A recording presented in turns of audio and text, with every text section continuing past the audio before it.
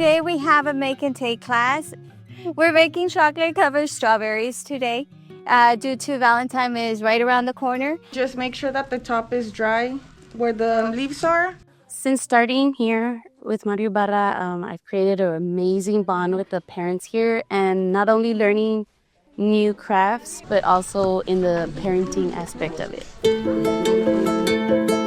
The purpose is to bring families together so we can join a bond, create a bond here with the parents and also with our staff as well. Me knowing that my daughter is being supported here with like the staff, the teachers, the teacher aides, it's amazing to see it every day.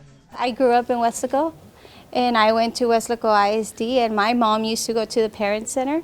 So now me being part of the Parent Center and seeing these parents coming in, it just brings back many memories. I have done strawberries before, not as detailed, so I love learning all those new details and can't wait to eat them.